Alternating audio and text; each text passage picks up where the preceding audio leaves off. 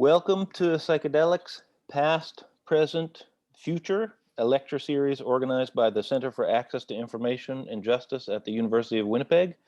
We're featuring speakers researching psychedelics, drugs, and consciousness-altering practices. Psychedelics and plant medicines is a topic that has many justice implications, but touches on much else from philosophy and history, chemistry and ecology, indigenous knowledge and relations.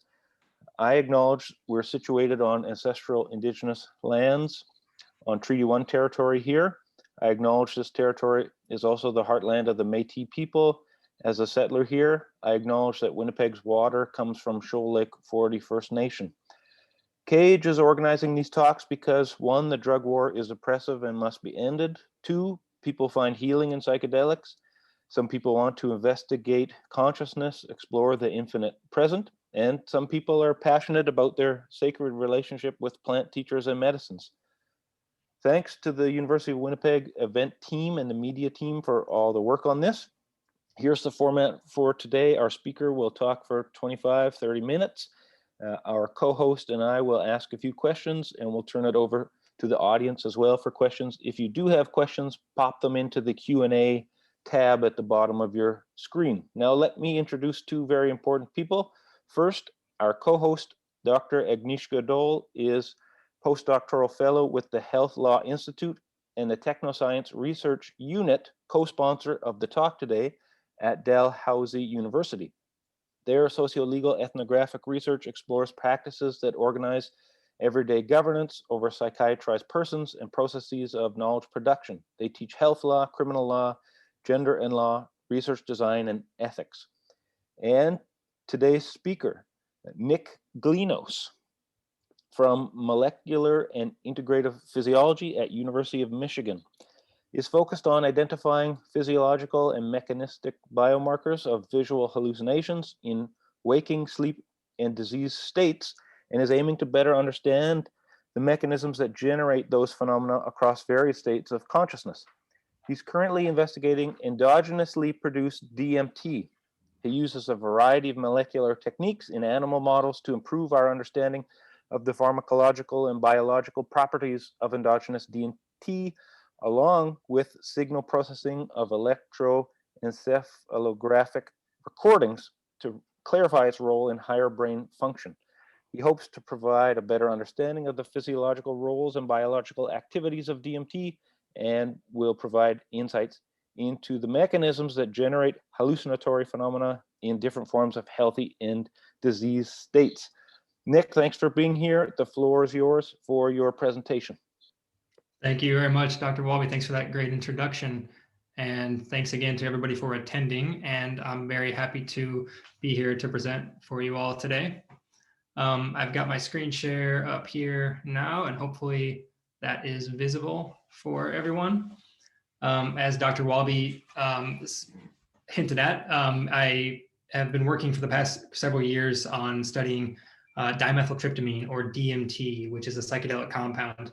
And the topic of my talk is going to be that. The title is A Brief History of DMT, and What Do We Know and Where Are We Going? And before I get into that too much, I'd like to just give a little bit of an introduction about myself.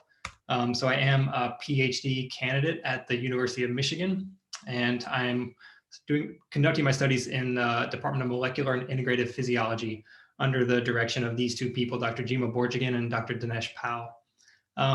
But before I got into human physiology and got an interest in psychedelic studies, I first did my undergraduate degree at Cornell University in upstate New York, and I actually majored in botany and plant science.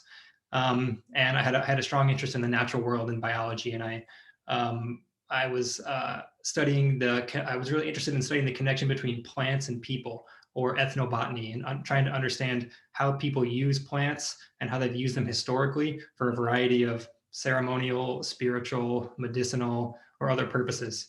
And that sort of led me to an interest in psychedelics, which are now, as you all probably know, very popular in the mainstream and are gaining a lot of attention for their ability to help understand consciousness and treat a variety of mental conditions.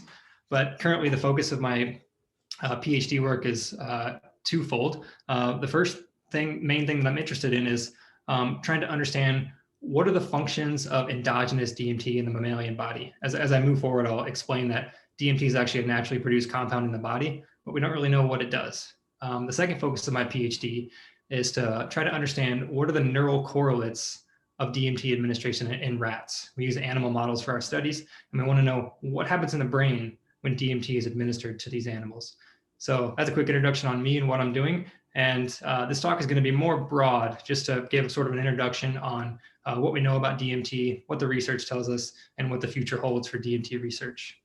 So moving on to just a general outline about what the talk is going to cover. First, I'll start with a brief definition and history of DMT over the past about 100 years.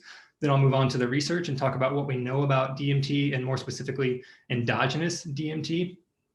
And then finally, I'll finish up with sort of a perspective outlook on the future of DMT research and some of the more modern trials that are happening nowadays. So we'll start with a definition and a brief history, and we'll just go right into it.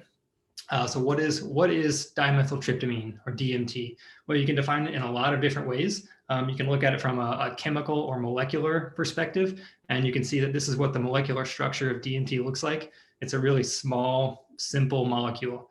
The molecular weight is about similar to that of glucose, so it's not very complex, and it's called an indolamine. So this is sort of the structure, and it's got an indole group and then an amino group on this end that defines it as an indolamine.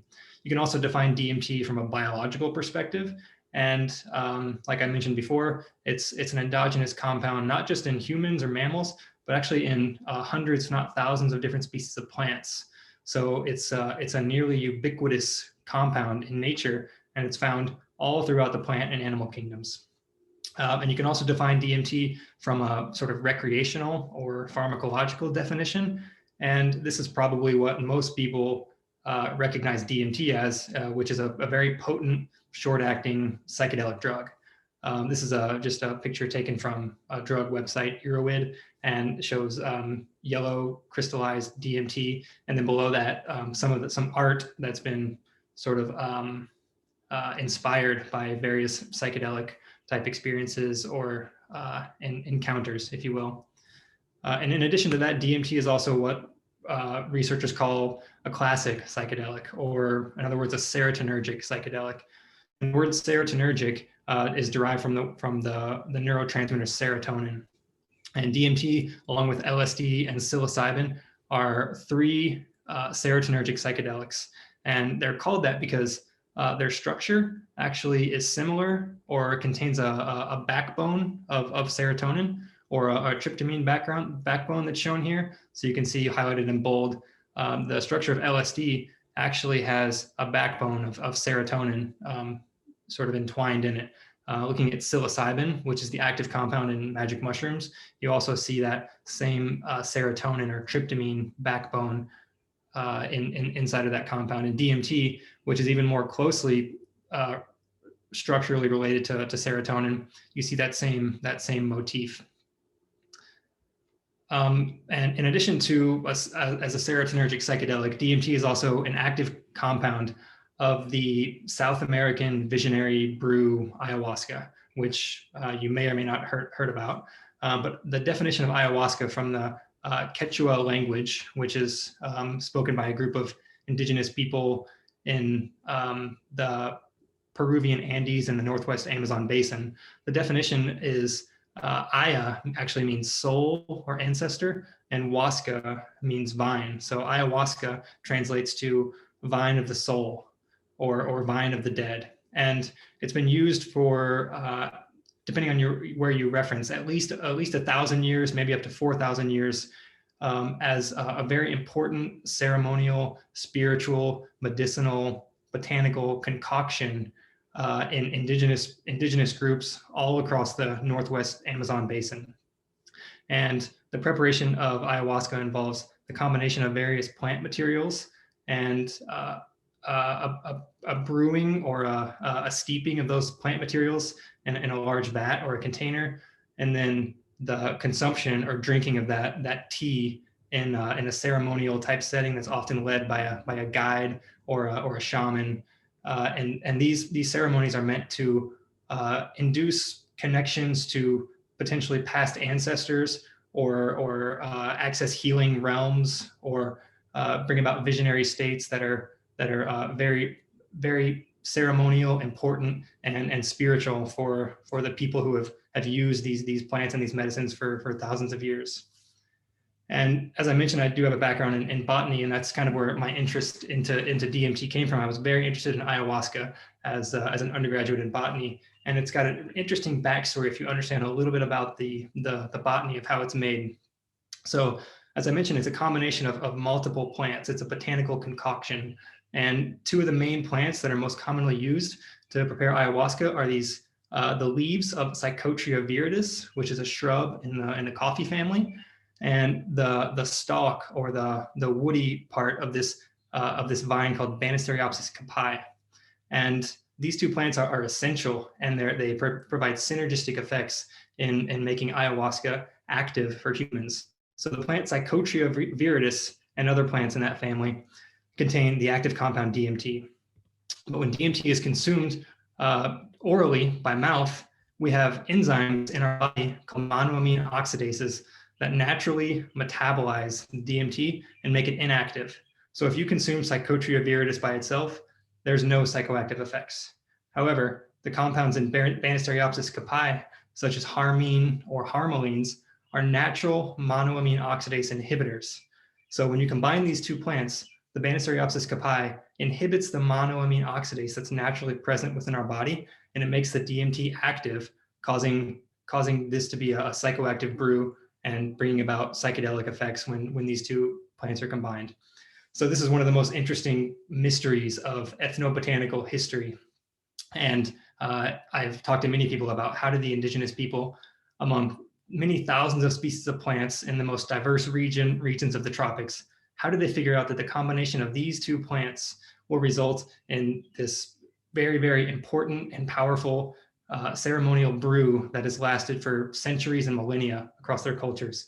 And when you ask them how they discovered this, most people say that the indigenous people speak to the plants, or they have some sort of a connection with the plants and are able to learn from the plants in order to make these discoveries. So it's a great, interesting mystery, and something that I think is very, very worthy of maintaining. So on to a bit of a history of DMT. So let's go through a modern history over the last 100 years or so. So DMT was first brought into Western consciousness, if you will, in 1931 by a Canadian chemist named Richard Mansky. And he was just sort of exploring different chemicals in a wave of various chemical exploration, came across the molecule DMT, synthesized it, put it away, and had no idea about its psychoactive effects. And then in the 30s and 40s, many botanists and ethnobotanists began traveling to South America, and they started to find that many of these plants that indigenous people were using were actually psychoactive or hallucinogenic or psychedelic, if you will. And then DMT was first isolated from a species of mimosa, which is a plant that grows in South America. And it was first found that this may be a compound that is producing psychedelic or psychoactive effects for these indigenous groups. But it wasn't until 1956 you were actually brought forth into modern science. And a Hungarian chemist named Stephen Sara was the first one to do that, putting together information from botanical experts who had looked at different plant concoctions and hallucinogenic effects and the isolation of DMT from those plants. He surmised that there might be some psychedelic effects in DMT, so he went ahead and administered DMT to himself.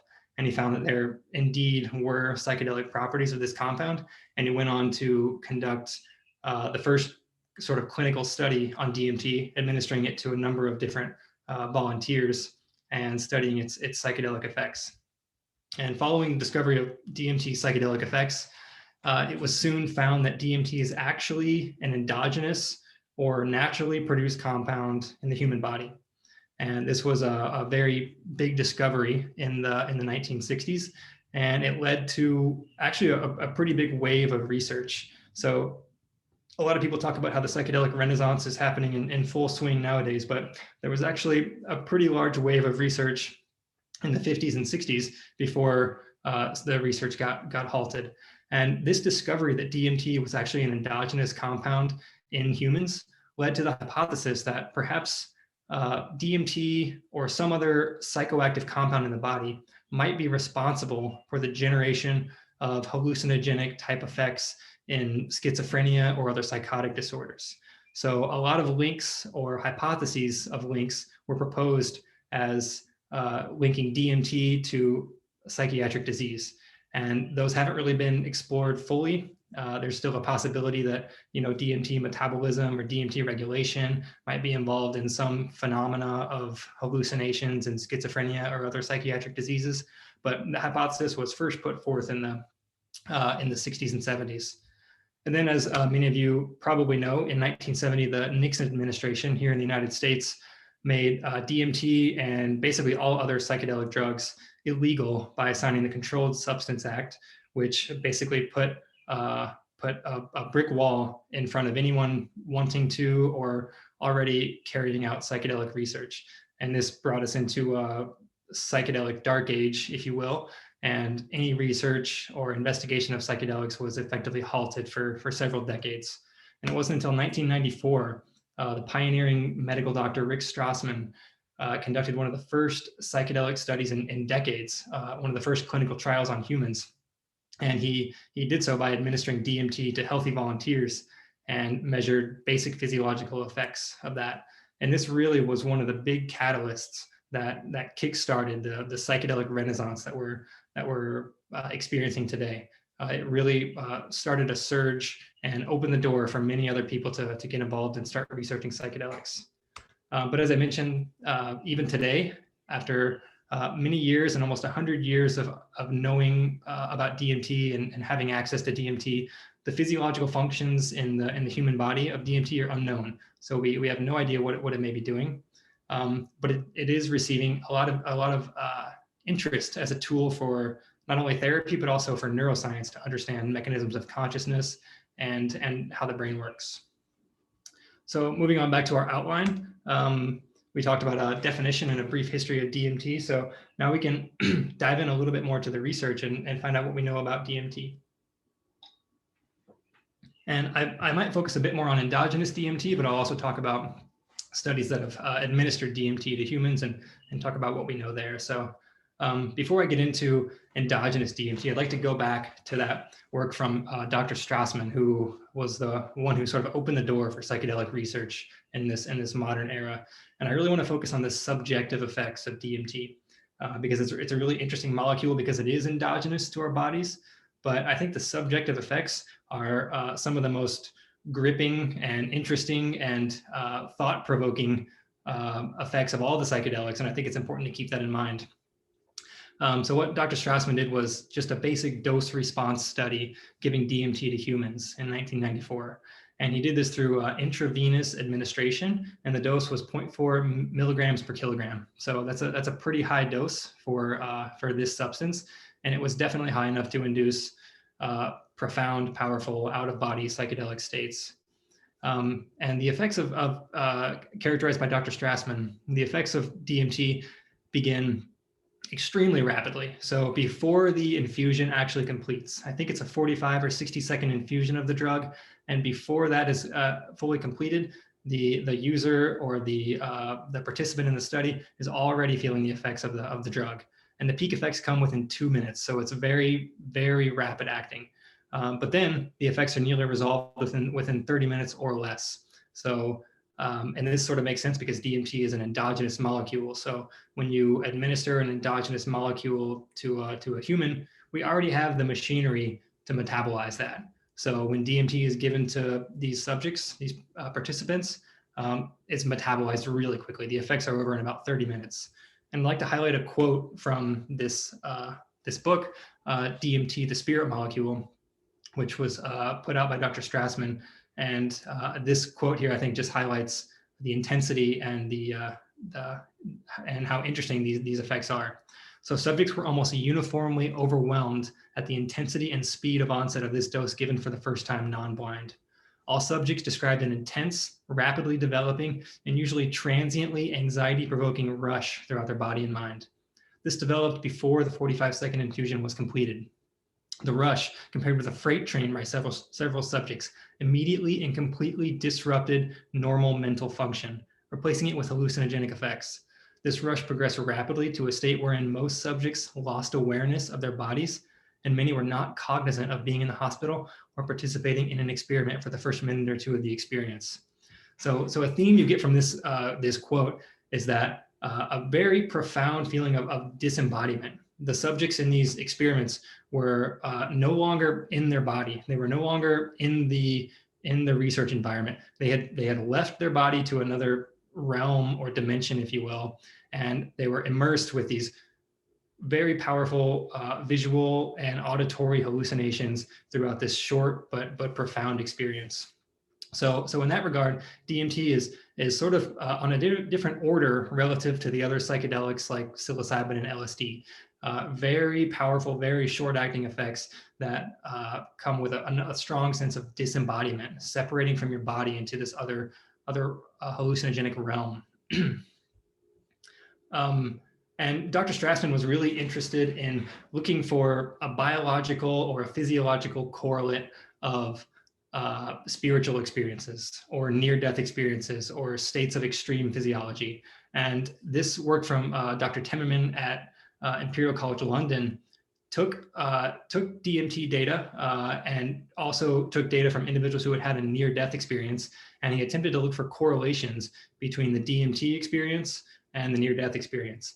And he did a similar trial to what Strassman did, is administered DMT IV to a number of different participants.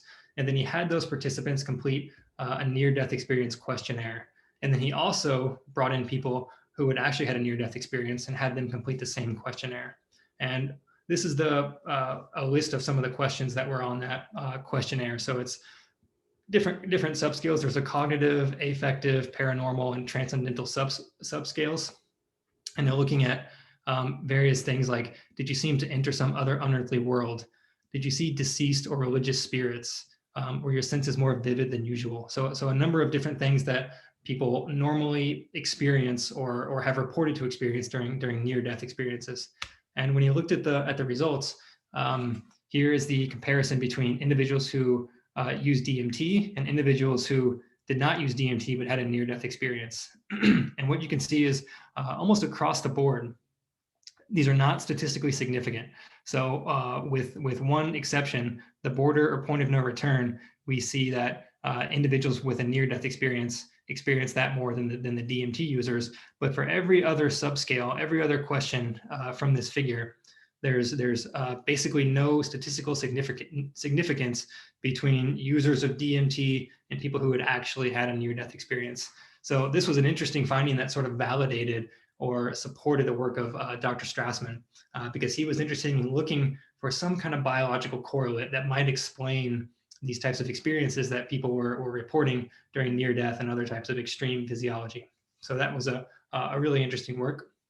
And the same author in the same group went on to publish a similar study, and they looked at actually the brain mechanisms of DMT administration in humans. And what they did in this study was same dosing regimen, intravenous DMT at a number of different doses, and they did EEG analysis, which is basically just putting a cap over the skull and measuring the brain waves as an individual was experiencing a certain thing, in this case DMT. They also took blood samples to measure DMT plasma levels, and then they did these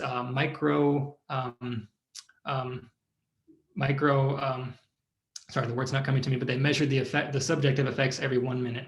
Micro interviews, I think they're called.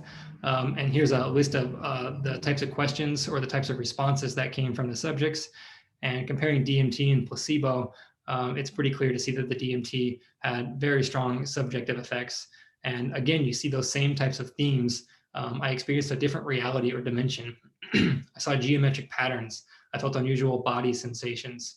I felt I was displaced from my body. So again, this really strong feeling of separating from your body and entering into this otherworldly hallucinogenic visual realm.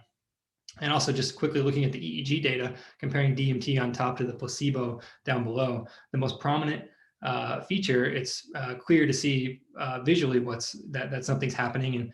there's a reduction in what's called the alpha rhythm, which is the most prominent rhythm in humans when we're basically at rest and have our eyes closed. So when we're in a state of rest and have various internal cognitive functions going on.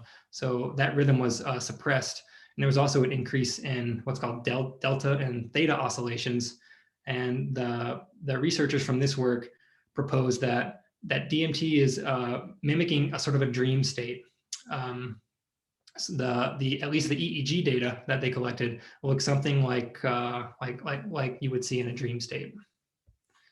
And moving on now past the subjective effects, I'll talk a little bit about what we know about endogenous DMT and just a few things here. As I mentioned before, yeah, it's been detected in mammals, and it's been seen in blood, urine, cerebral spinal fluid, peripheral organs, and brain tissue. And this is just a quick summary of some of the tissues that it's been detected in. It's been known for I think about 40 years now. So in the 70s was when it was first, I guess 50 years now. In the 70s when it was first detected in human tissues. And it's also been most notably detected in the rat brain. So finding concentrations of DMT in the brain came out in a study from our lab in 2019, and that was one of the bigger findings for endogenous DMT. But concentrations of DMT in various bodily fluids have been very low, and it's been very difficult to detect. So there's a number of detection methods and caveats to detecting this compound in biological systems. But we also know that DMT can bind with high affinity to multiple different receptor types. So in terms of the serotonergic psychedelics that I mentioned before, we know that they have a lot of activity with serotonin receptors. And a lot of them bind most notably to the 5-HT or the serotonin 2A receptor. And DMT also binds to the serotonin 2A receptor, in addition to a number of other serotonin receptor subtypes. And it binds with relatively high affinity, meaning it's very sticky to that receptor. And the serotonin receptor binding is thought to be responsible at least partly or even wholly for the hallucinogenic or psychedelic effects of DMT. But there's also a few other receptors and receptor types that DMT binds to, and we really don't know too much about those interactions. So trace amine associated receptors are implicated in regulation of dopamine, norepinephrine, and serotonin neurotransmission. DMT is also known to bind with those. And also sigma-1 receptors, which are really interesting. They play a role in stress signaling and hypoxia protection and immune responses. And DMT has been shown to activate those receptors as well. So there's a lot of work to be done as far as receptor pharmacology and endogenous DMT. But there has been some work recently to show that DMT may play some sort of a role in immune or inflammation responses, protection against hypoxia, or it may even promote neuroplasticity, which has been shown in a number of other psychedelics recently too. And I'll just highlight a brief figure here from the work of Ed Fresca in Hungary. And him and his lab has done some interesting studies to show that DMT may actually have hypoxia-protective effects. So hypoxia is a condition of reduced oxygen. So humans may undergo hypoxia in times of physiological stress, such as cardiac arrest, or perhaps other types of lung conditions where oxygen is not able to reach the cells as efficiently as it should. And hypoxia is bad. It's not a good thing. So a compound that's hypoxia protective is a very interesting molecule to study clinically and pharmacologically. And just looking at this figure, we can see that in normal oxygen conditions in this black line, we see that the cells in the dish, 100% of them survive basically. And then looking down here, when we have just hypoxic conditions, just low oxygen, that only about 20% of the cells survive. But when they gave the cells DMT and exposed them to hypoxia, so these red and green tracings, we see that there's a significant increase in the amount of cells that survive, almost reaching the level of normoxia there. So, and this is just a brief figure to show the effects, but they've actually worked out some of the mechanisms that may be responsible for these hypoxia protection effects. And this is the reason I bring this up is because it's sort of supplements or provides a little bit of mechanistic understanding to the theory of DMT being related to near-death experiences. So there's sort of a theory, hypotheses going around that during near-death experiences, like I mentioned before, perhaps DMT is involved in some way. Perhaps that's the molecule that's providing these hallucinogenic effects. Some people have hypothesized that just before you die, there's a big flood of DMT release, and those are situations of hypoxia. So this research is interesting, although it doesn't validate any of those claims. It's still a bit of mechanistic evidence to maybe support them in some way. And finally, I'll talk about the research from our lab showing that DMT synthesis actually may occur in neurons. So that wasn't really known empirically, or it wasn't shown empirically until recently. And this is a paper by my good friend and colleague John Dean in 2019. And this over here is just showing the biosynthetic pathway of DMT in the body.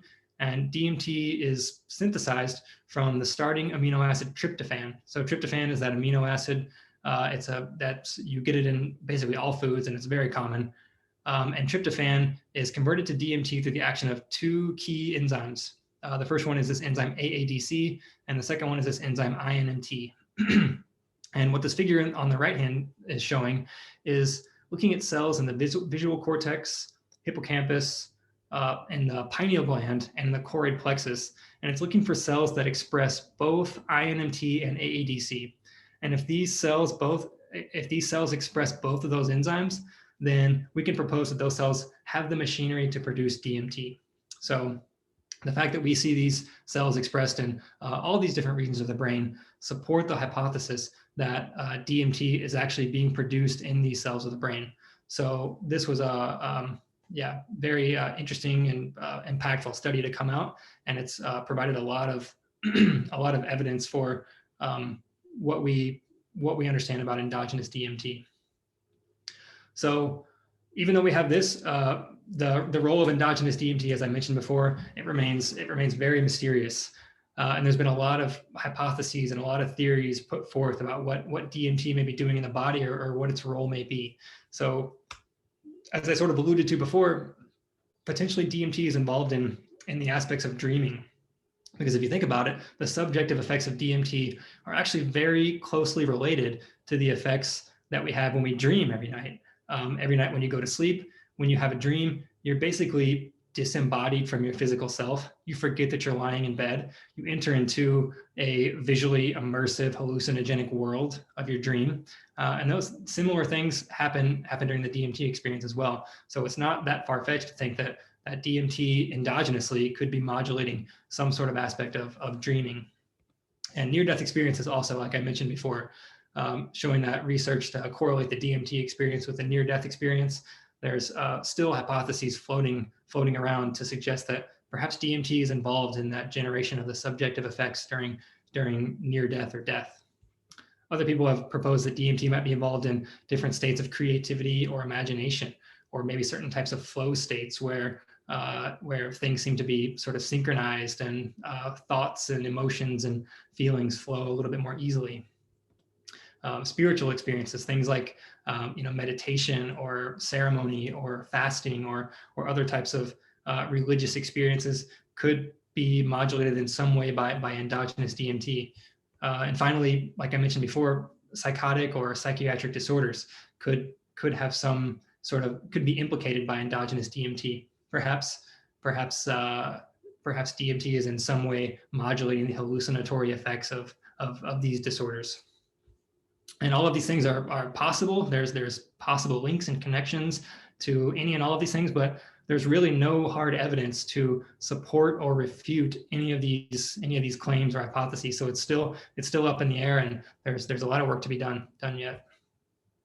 So back to our outline, I'll wrap up here with the future of DMT research, and I'll just quickly talk about a little bit of the research that I've been working on at Michigan, and then I'll go into a little bit about what else is happening in the future for DMT.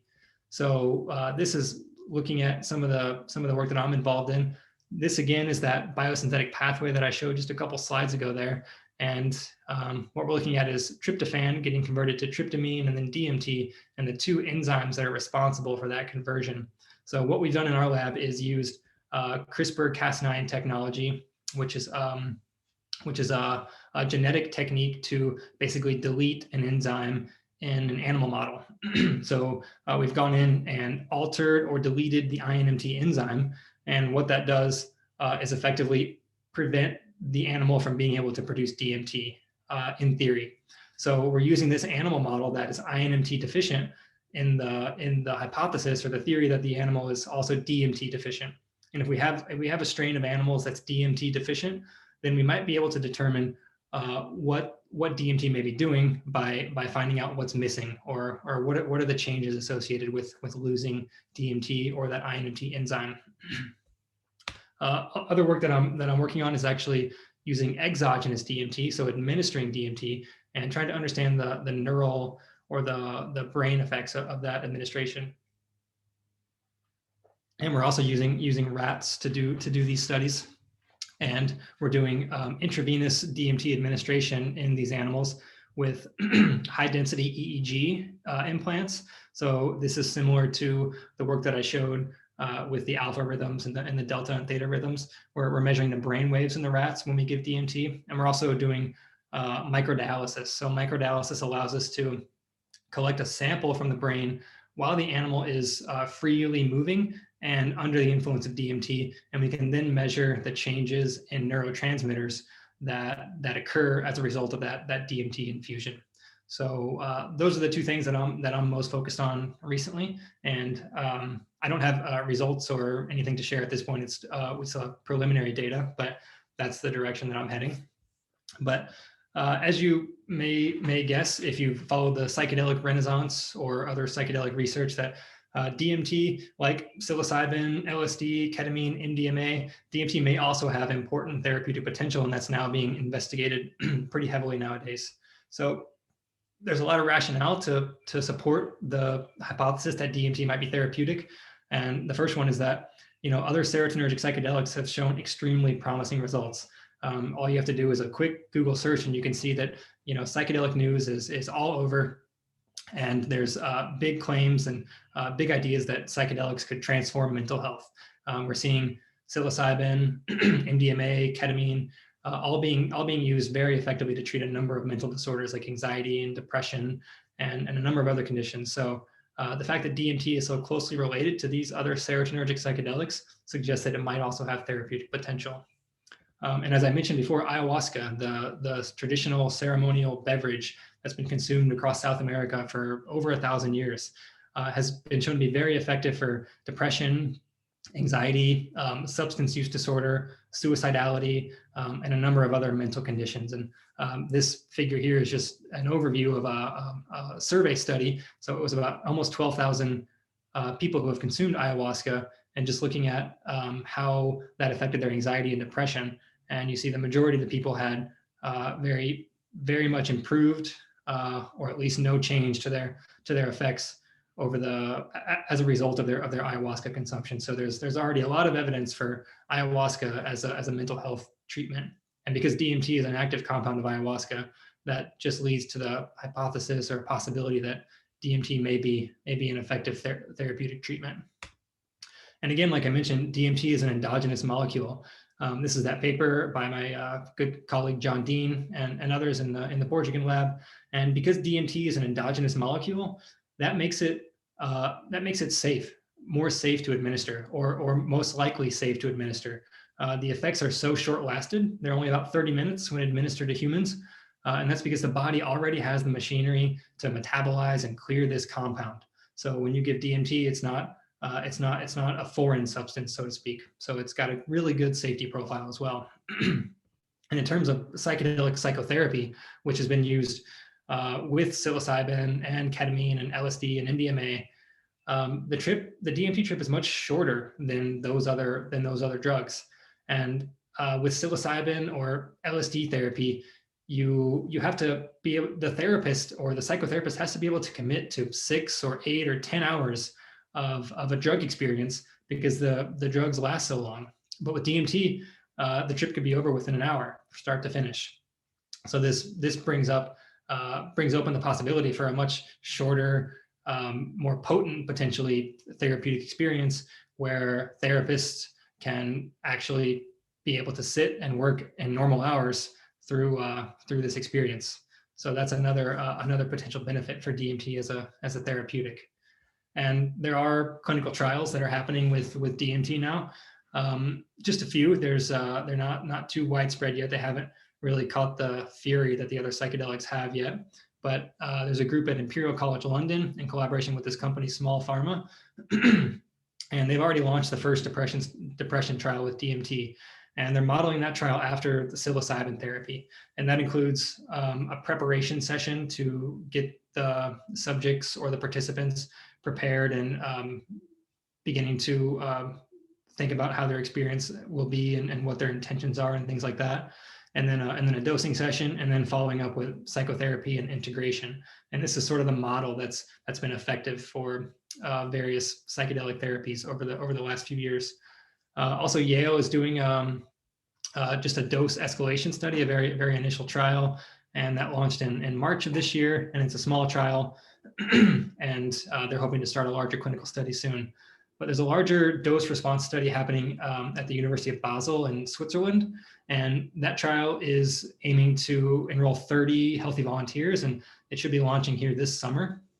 And what that trial is planning to do is not measure depression or not try to treat depression or any other condition, but actually just do a dose response study and measure altered states of consciousness and the subjective effects. And they're doing so with an interesting model. They're doing a bolus injection, so an initial high dose injection of DMT followed by a continuous infusion over, I think, maybe almost 90 minutes.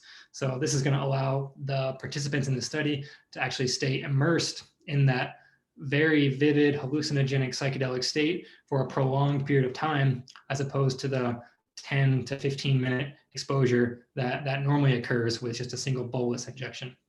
So it'll be interesting to see how that study pans out and what the results look like.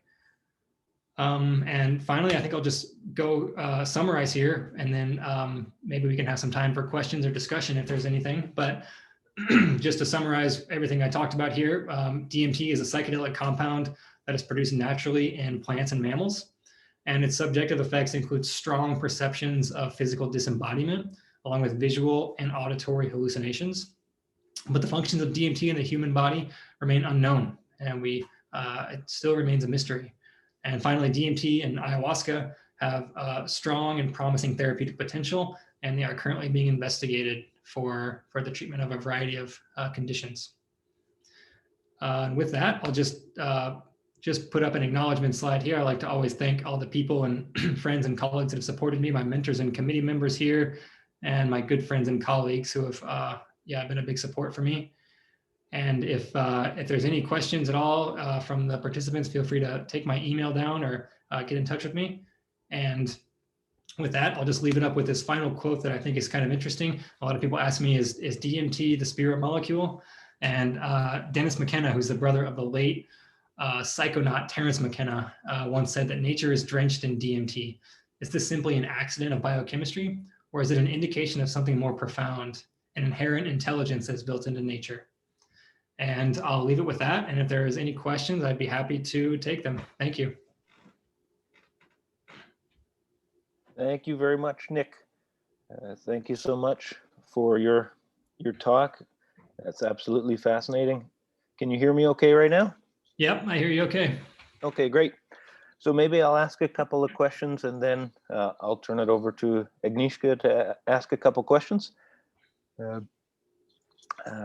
First of all, I was just wondering, you mentioned that there was this psychedelic dark age from roughly 1970 to the time of Strassman's book. Was there any kind of underground neurochemical research going on at the time that scientists today point to as an inspiration that kind of kept it going?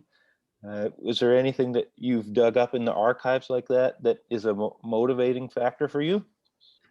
There was a bit of research, but as far as neurochemical research, like you mentioned, that involves specialized equipment and laboratories, and a lot of that was really shut down because it was just so strictly prohibited. But as far as underground research, I think there was still people using these substances, still people using these drugs, and they were sharing their reports and their experiences.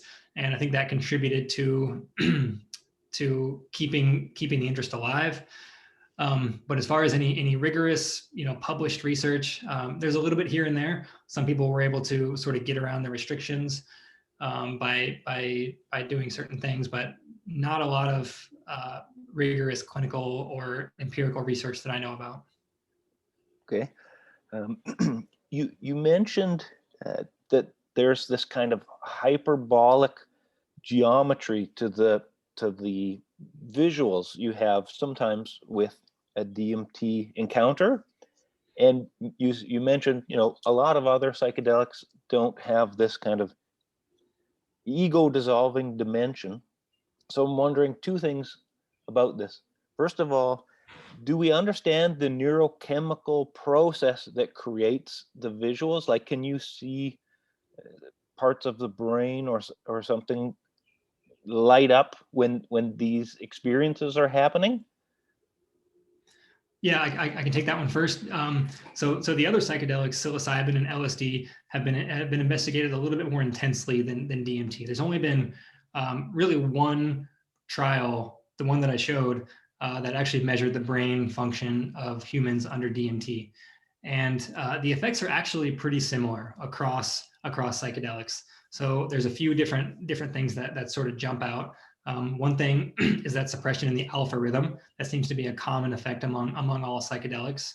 But with DMT, maybe a little bit more and more particular specifically, you see that increase in the delta and theta rhythm. And that's maybe more of a correlate of a dreaming type experience. So that's something that you do see in DMT that's maybe not as big of a component with psilocybin or LSD. But common among all three of them, psilocybin, LSD, and DMT, what you do see is an increase in complexity or diversity or richness of brain states. So there's a measure of complexity that measures how diverse the brain is firing or is working, and that seems to be increased with all psychedelics, with psilocybin, LSD, and DMT, and that's a common feature.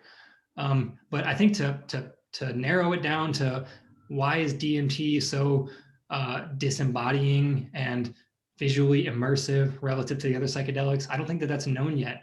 There just hasn't been enough work done. And as I mentioned, there's only been that one controlled, placebo-controlled trial on DMT so far. Okay, one follow-up before I turn it over to Agnieszka. So building on that, we know that DMT encounters, and maybe also salvia divinorum, can create these ego dissolution experiences. When you are doing some of these experimental forms of research with other mammals, can you also see or sense that they're experiencing something like ego dissolution? Yeah, man, I wish we could. I'm trying to learn how to communicate with rats so I can find out what's actually going on in their head when they have the DMT. Yeah, and it's a tough thing. A lot of people ask me, why are you researching psychedelics in rats? And from a neurochemical or neurophysiological perspective, there's a lot of benefits to that because we can probe into different mechanisms in animals that are just not ethical or allowed in humans. So it does give us an opportunity to understand a little bit more about the brain function during DMT. But in terms of the behavior of rats during a DMT infusion, it's hard to say if their ego dissolves. I don't even know if they have an ego. They do exhibit some behaviors that are not characteristic of any other type of behavior. So on very high doses of DMT, you'll see rats. They'll have a very intense clenching to the ground, and then you'll see their tail shoot straight up in the air, and they'll act as if they've lost their balance and they're trying to hold on. And they'll see it's almost as if something is in their visual field, because they'll start to walk backwards. And it's something you never see in rats, unless, at least in caged research animals, you never see them do any of that kind of behavior. So to me, it seems like some sort of potentially a visual hallucination, but it's impossible to tell. And that's the difficulty in trying to study consciousness in animals that can't report consciousness. So when we're trying to understand this, it's very difficult, and you have to be very correlative. You have to make correlations between, brain function and potential behavior and what else you know. But as far as their egos, yeah, I'm not sure what that's doing. I can't see Agnieszka, but are you still there in the Zoom void? Yes, I am. Okay, I'll turn it over to you. Okay, thank you. It was really fascinating, you presented in very kind of accessible way, and so thank you very much. And so I have a few questions more kind of about applicability of the DMT. So when you were presenting this kind of diagram that, when the near-death experiences induced by DMT and people who experience it, what kind of struck me that people on DMT felt they can return, as you said, right? Like they kind of felt safe. So I was wondering if there's any discussion or what your thoughts are about, the use of DMT, let's say in palliative care or in a kind of near-death conditions, because this is a big thing when people talk about psilocybin or MDMA for palliative care. So I was wondering if there's a discussion about it for DMT. Yeah, I think you bring up some really good points, and I don't think that that's been investigated or brought about yet by any research company or any university. I mean, I'm sure people have talked about it, but there's no public discussion of this type of work happening. But I think that it could be extremely beneficial for palliative care, especially considering the reports of people who have gone through these studies, or reading reports of online of people who have used DMT. There is really a strong feeling of potentially death and being reborn, of confronting your death, accepting the fact that I may die and that's okay. And then sort of coming out of the DMT experience, feeling reborn, as if, I didn't think I was going to emerge from this. I had thought I had died. And then having gone through that experience seems like something that could be really powerful for somebody who is, closer to that experience in reality. Just being able to confront this feeling of knowing that your death is imminent, and then getting through that and working through that. So yeah, I totally agree with you, and I'm sure it won't be long. If you keep up with psychedelic research, it moves fast, and I'm sure by the next time we check, there's going to be some study happening, and I'm sure it'll happen soon. Yeah, so it's kind of was interesting to see this diagram. And then I have another question about application of DMT. So I did some kind of research, and so you said that DMT can be potentially used for inflammation, etc., etc. So I saw that actually University of Michigan is partnering with a pharma company, and they kind of think about using DMT for treatment for rare conditions. So I don't know if you can speak to that a bit more or not so much. Yeah, actually, I think the company is called Small Pharma or Pharma Drug. Pharma Drug. Pharma Drug, yeah. So they're actually collaborating with Jima Borjigan, who I mentioned a couple times, one of my mentors and one of the researchers here at Michigan. And I think one of the things they're interested in is not only DMT for depression and for mental conditions, but also understanding what the functions of endogenous DMT are. Because the Borjigan lab has access to that knockout model, the CRISPR model that theoretically does not produce DMT. So they're interested in really getting down to the basic science of understanding what DMT may be doing, and what types of things we could learn from understanding the neurobiology or the physiology of DMT. So that collaboration just came about in the past few months, and it's still sort of in its infancy. It's still just getting going. Mm-hmm. So there are no specific rare condition that they are interested in, or just general exploration at this moment? I think at this time, yeah, that's what they're interested in. And I can't really say too much more about it. I do know there is another company called, I think it's Algernon Pharmaceuticals, and I don't know if you came across them or not, but they're actually interested in looking at how DMT might be effective to treat stroke, right? Following in the minutes or hours after a stroke. The group that I showed that did the hypoxia work, showing that DMT could be hypoxia-protective. They've also done some work to show that DMT can reduce inflammation, and it can be neuroprotective in a lot of ways. So they're hypothesizing that maybe if DMT can be administered immediately following a stroke, which they've shown in animal models, that it can be actually very effective in preserving cell health and helping with rehabilitation following a stroke. Mm-hmm. Thank you. And maybe the last question, if you don't mind. So you were talking about the therapies involving DMT should be probably shorter because it kind of the effects are much shorter. So like probably this will decrease the cost, but the production of DMT, like synthesizing of DMT, is it expensive? Like, can you like, because I was thinking about like, it's not just the cost of the therapies, but it's also the cost of the molecules, the synthesis. So I was just wondering. Yeah, these drugs can be very expensive. Our lab works with this molecule and other psychedelic molecules, and getting them synthesized can actually be very expensive. But I would imagine that the cost would not be it would not be a big factor in the therapeutic protocol, because you're also paying for a lot of other things. And I think the cost of the drug, it's similar to, I would guess what psilocybin is, or probably more than ketamine, depending on where you get it. But the cost, I think, is pretty similar to what some of the other psychedelics are. Mm-hmm. Thank you. I think if you have, Kevin, have you have any more questions? Yeah, I got a couple more questions.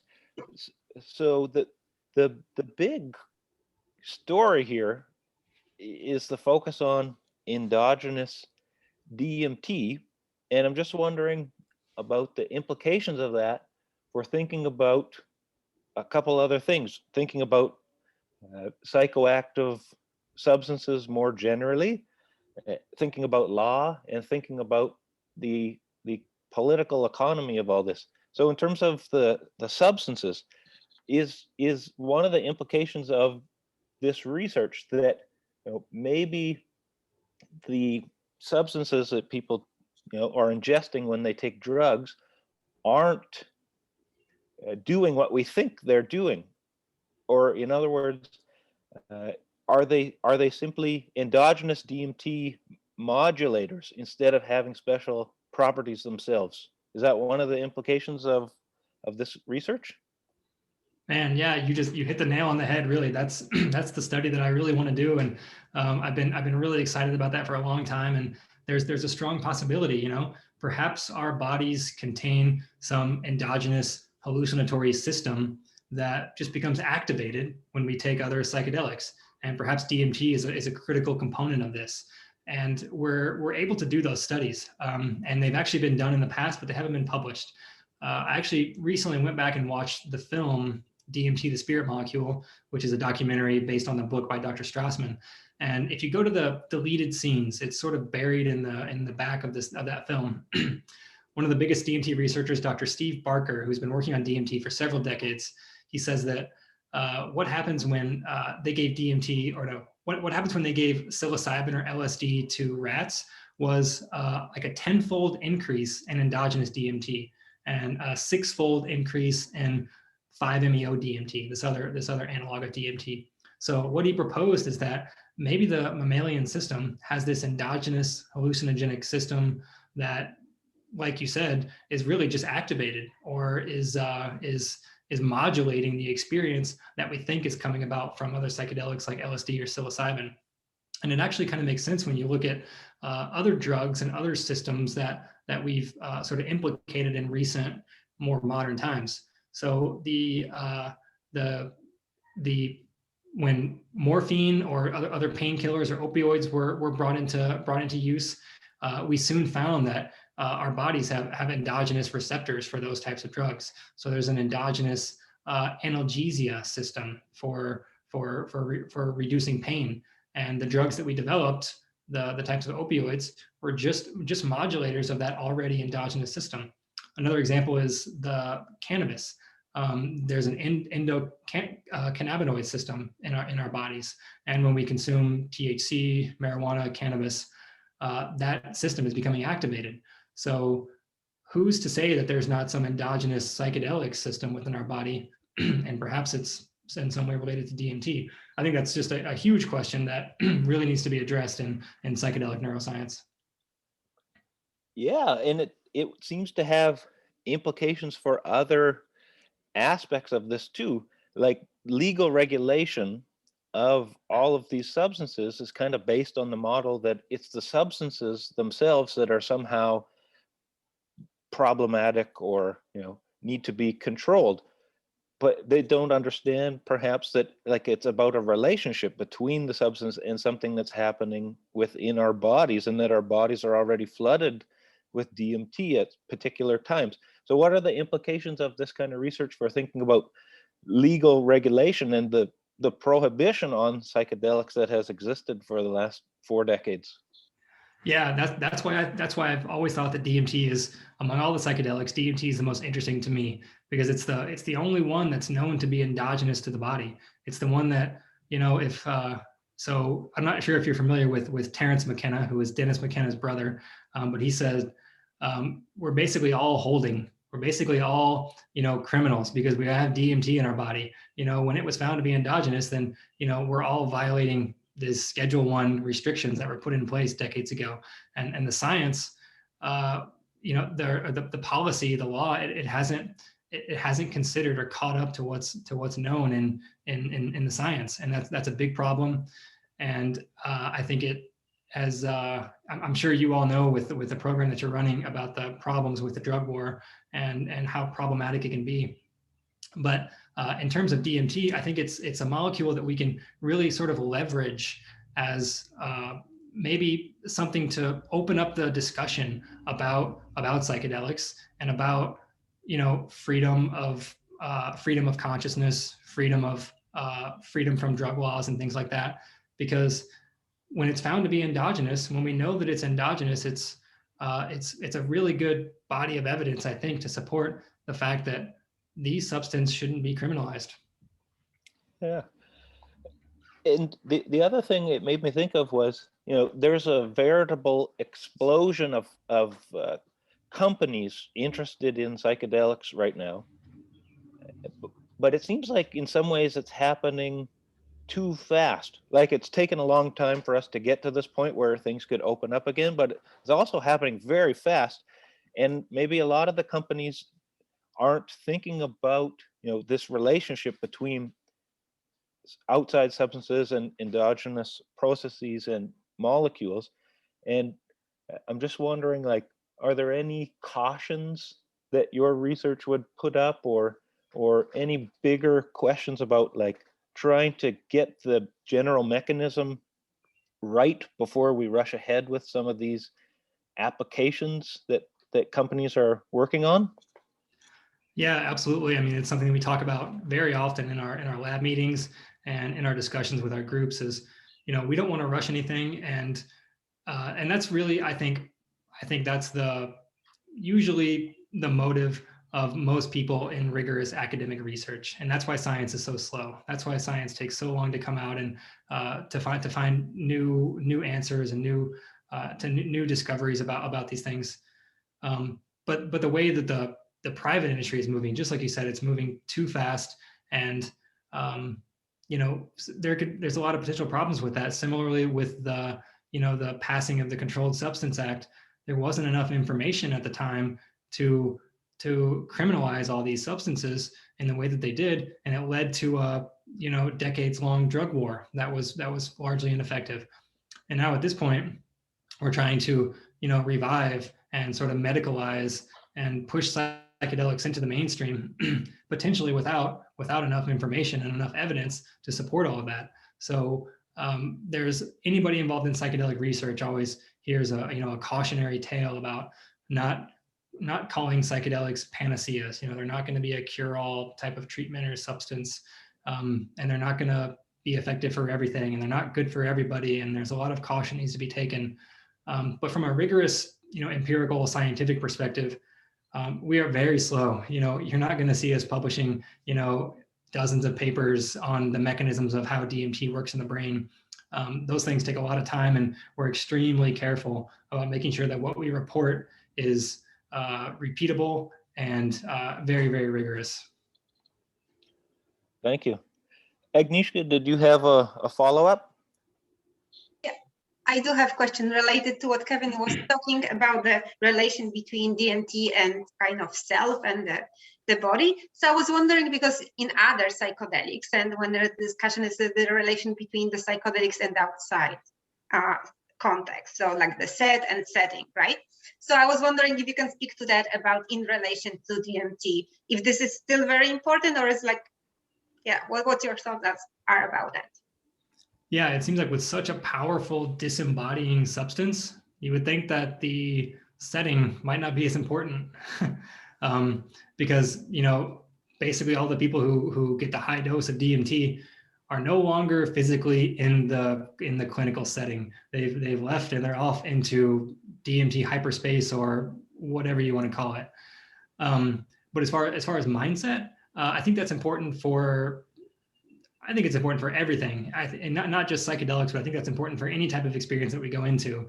And if you're looking to use DMT or any other psychedelic for a therapeutic or an introspective or some sort of psychological, insightful experience, then I think that your mindset is extremely important. And I think that's it's certainly true for. It's been shown for psilocybin and ketamine and LSD, and I would say that it's certainly true for DMT as well. And I think that on sort of a side note, that idea of set and setting is something that should potentially could be widespread to other aspects of life outside of psychedelics. We talk about how important set and setting is for the psychedelic experience. What about the idea of set and setting for sitting down to have dinner with a friend? If you if you're in a good mindset and you have a comfortable setting, you're going to have a better experience. And you can I think you can translate that into a potential application to improve health and mental wellness in a lot of ways with just focusing on set and setting. So I really like that idea of using that for not just psychedelics, but for a sort of a life motto in general, personally. Thank you. And so I have just my last question, because when you were talking about the studies that are just launching, I don't know if you have seen their the protocol for what they are planning to do, but it's not about microdosing. It's just figuring out the proper dose for specific experiences, right?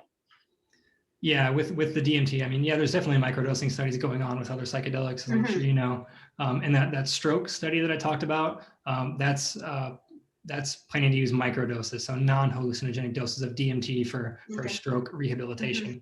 But the three that I mentioned there, the 2 depression and then the 1 dose response, yeah, they're trying to initiate clinical trials of high dose hallucinogenic DMT experiences for depression, or also for a dose response study, basically similar to what Strassman did, giving different doses of DMT and measuring physiological changes and subjective experiences. Okay, thank you very much. I don't think I have any more questions. Yeah, you're welcome. Thank you. Maybe I'll just ask one last question. How has doing this work, doing this research, changed the way that you think about consciousness? Yeah, that's a good one. It's I have to say it's made it a little more difficult, a little bit more complex. So, and consciousness, similar to psychedelics, has recently, just emerged in the last decade or two as a sort of rigorous potential area of, expertise and study for scientists. So consciousness is also a new field relative to some of the other, hard sciences. But me personally, yeah, I've always had an interest in psychedelics and the psychedelic experience. And I used to say I was a hippie born in the wrong generation. I had long hair and listened to Grateful Dead and all that when I was younger, and found myself researching psychedelics. And it's doing the research and being a part of this community has really sort of opened my perspective, opened my mind to, other possibilities that various different realms of consciousness are not only likely to exist, but are most likely happening all around us all the time. Just hearing about people who, users who take part in these types of studies and their reports just brings about the possibility that, the normal waking consciousness that we're experiencing is really just one sliver, one aspect, one fraction of the possible conscious states that exist. And in terms of, quantifying that and understanding that, it's a much bigger question, and there's, so much more work to be done. But at least, I'd say that I've come about it with a greater, a more open mind, a more wider perspective, a wider lens to look at and understand and question and think about the possibilities of how to define and how to measure and understand consciousness. Well, thank you so much for taking the time to speak with us today. Thank you for dedicating your energy to investigating these processes and shedding light on them for the rest of us.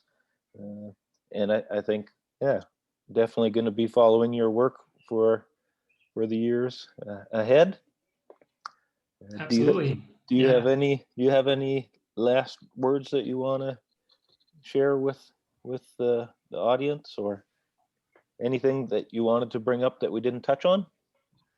No, I think we covered, yeah, more than I thought we would, and it was great. It was a really great discussion, and I appreciate your comments and your feedback and questions. It's always great to hear from interested folks like you, and it just helps me think about things in a different way. And I really appreciate the opportunity to share my work and having this platform. So thank you again for inviting me, and it's really great to meet you all. Yeah, very good to meet you. Very good to chat with you, and yeah, absolutely fascinating. Looking forward to learning more from your work in the future. Thank you so much. Okay, well, everyone stay safe. Everyone take care. Thank you again, Evan, for running the show. Okay. See y'all later. Bye-bye. Thanks.